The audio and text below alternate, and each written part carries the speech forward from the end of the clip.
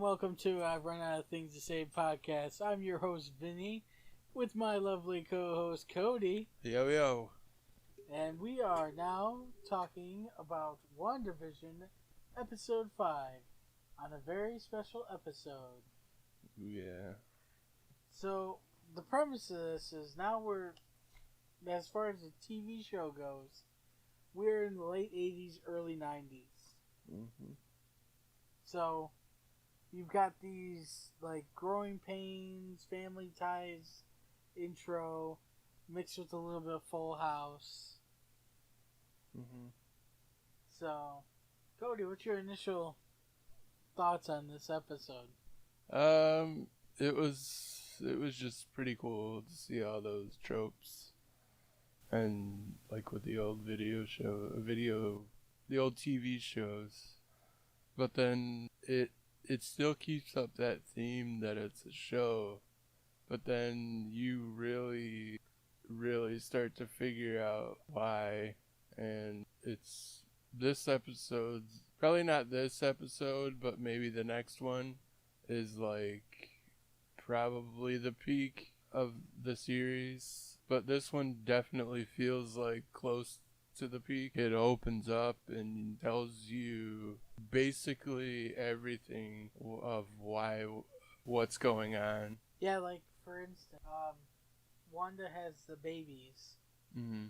And WandaVision can't get them to stop crying. And there's a knock on the door, and it's Agnes. And she comes over, and she says she can take care of the babies. And Vision's like, no. And then Agnes goes, should I do that over again? Yeah, should I do that take over again? It, breaks the fourth wall. Yeah. And then, but not in that sense. It starts showing the illusion. Yeah. It starts showing it's a bunch of bullshit. It's all for her, but Vision isn't affected by it. He was, or he didn't even know any better, so he didn't. And he started figuring stuff out. Yeah, that's the way he found out. Is he started noticing. Yeah. Another thing is that talking about people she can't control. The babies in this episode age up to toddlers. Oh, yeah. And then they age up again to 10-year-olds. Yeah, because of the dog. Yep, so they can keep the dog. But why did the dog die, though? Out of nowhere. I don't know, man. I don't think... They don't explain that again, do they? No, they will. They don't go any further about the dog, do they? Oh, it goes on.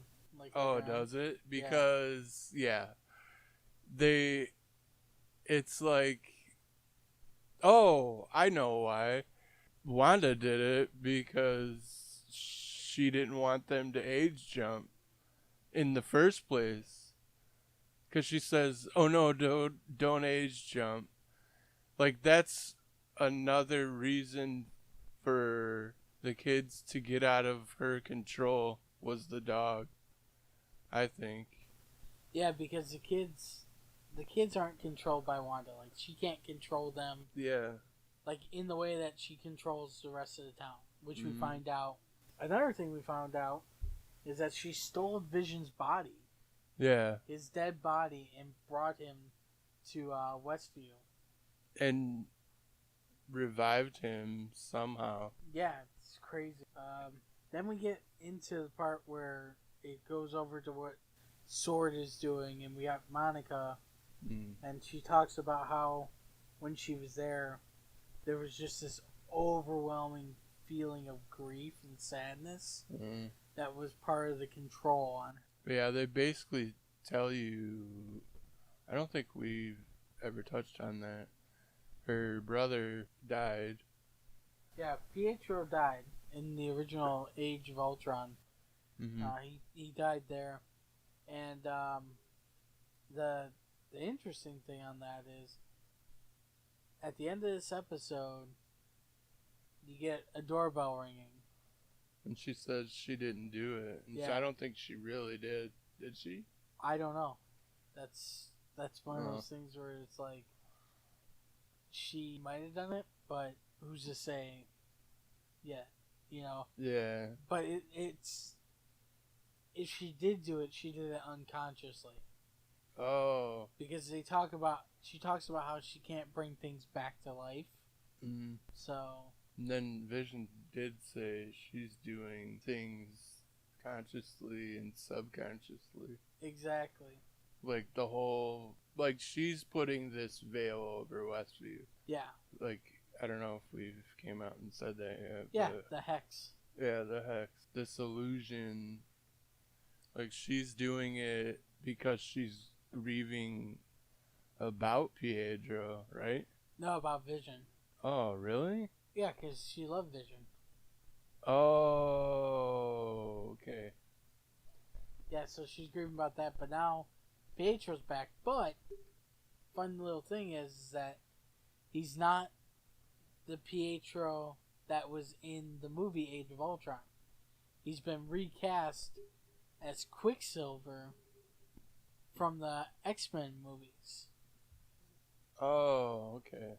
So I see. Oh, wait, so that's actually Quicksilver, but it's not, and he's not Quicksilver. yeah, like in he's not this WandaVision? universe's Quicksilver. Oh, okay. So they just use the same guy. They used a different guy than the original. Oh, okay. This is like, okay, you've got Age of Ultron Pietro, Mm-hmm. and he's over here. Then you've got Quicksilver from the X-Men movies. Mm-hmm. And so what they did is they took Quicksilver and put him into WandaVision instead of Pietro. Why? But that's a good question. That's Something weird. to think about. Why, if her brother came back, why he came back like that instead of, you know. Is Pietro the same person? Like, just not Quicksilver yet? No, that's the thing. Two different people. Okay. Two different actors. Oh, I didn't know if it was like in the universe. Pietro is who Quicksilver is before he's Quicksilver. No.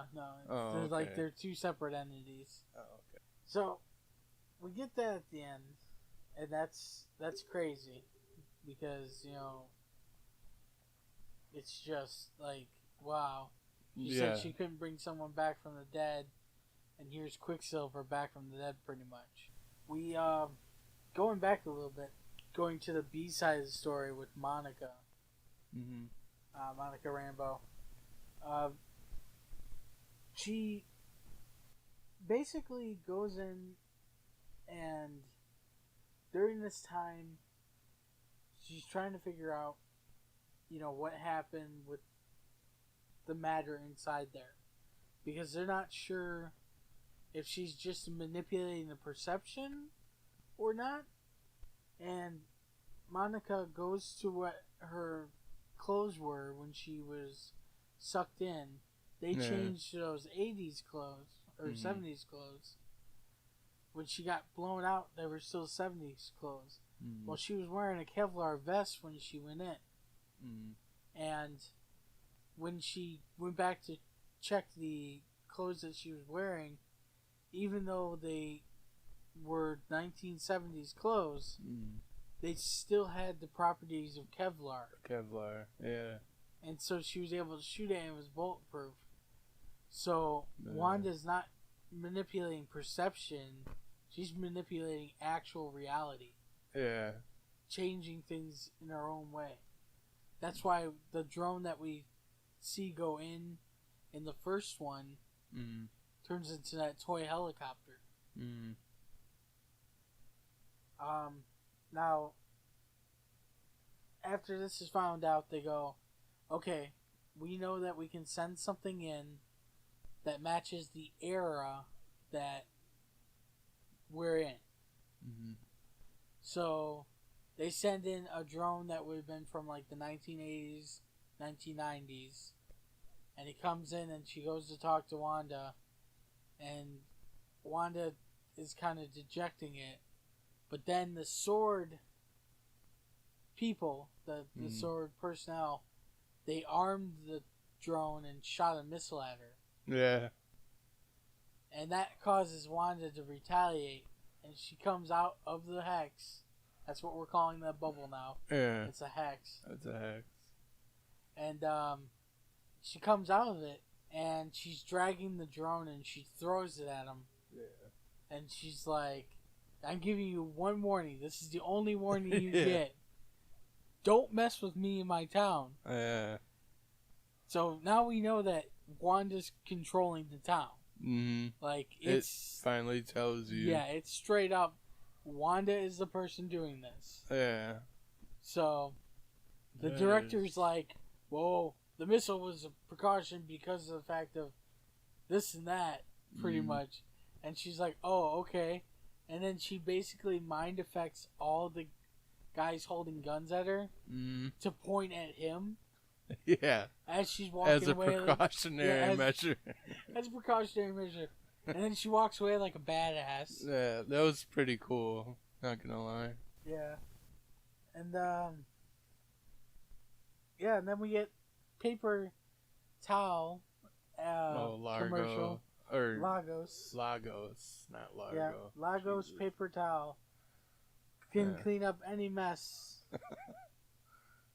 Clean up any mess. Yeah, that was probably a reference to... I don't even know what Lagos is. We'll find out. Okay. It'll tell you. So, and they did make mention of Hydra in the tents at the base. What did they say? They were talking about how she got recruited by Hydra. Wanda did? Yes. Her and Quicksilver. And they, Hydra's bad, isn't it? Yeah. And basically, this has happened before she joined the Avengers. Mm-hmm. She was recruited by Hydra along with her brother, and they tested the Mind Stone on her. Yeah, that's and that's where they think she's getting her died. powers from. It's the Mind Stone. Mm-hmm. So it's crazy. It was a hell of an episode. Like there was a lot that went on. Now I want to finish it. Yeah, because this one's the one that really grabs you. Yeah. Like the four grabs you, but 5 holds on. Yeah, holds it's like that tipping point, that top of the peak. You know. Like holy cow. So on a scale of 1 to 10. They've all been 10s, man. Perfect 10s. It's just that first one though. It's it could go either way. It just depends on. You really have to. You have to be invested in it. Yeah. Like you said yourself in the first couple episodes, that when you first tried to watch this, you got halfway through the first episode and you're like, this is nothing. You gotta just push yourself through it. Yeah. Because they set that up like that for a reason.